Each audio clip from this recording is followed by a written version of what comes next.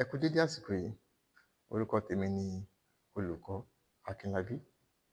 Ní èní, a ó máa ṣe àgbéyẹ̀wò ohun tí à ń pè ní ilẹ̀ mímóoru tí àwọn olóyìnbó ń pè ní global warming.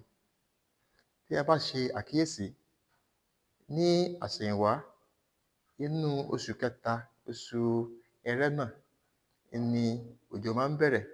Tó bá sì di inú oṣù kẹjọ, oṣù Ògún, òjò ó ti wawọ́.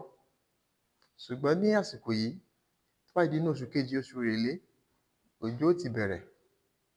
Kò sì ní wawọ́ tí ó fi di inú oṣù kẹwàá, oṣù Bélú, tí ó fi wọ oṣù kọkànlá, ọ̀wàwà, òjò ò ní wawọ́.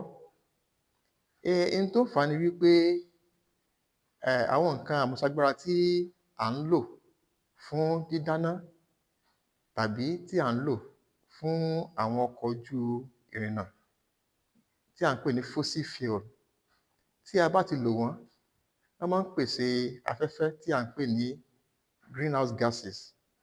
Àwọn afẹ́fẹ́ yìí tí wọ́n bá ti jáde, wọ́n máa ń lọ sí ojú òfurufú tí wọ́n máa yòrò nǹkan tí ó ń dáàbò bo kí oòrùn má máa dé orílẹ̀ ju bó ṣe yẹ lọ, tí à ń pè ní ozone layer.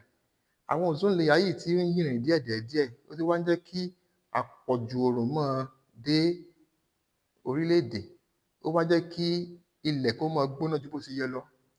Eléyìí ó ń jẹ́ kí àwọn yìnyín ojú òkun tí à ń pè ní iceberg, wọ́n ti ń yòrò.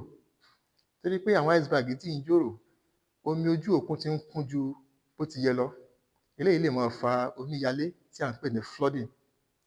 Yóò tún máa fa kí àwọn ojú ọjọ́ kó tún máa yí padà tí à ń pè ní climate change.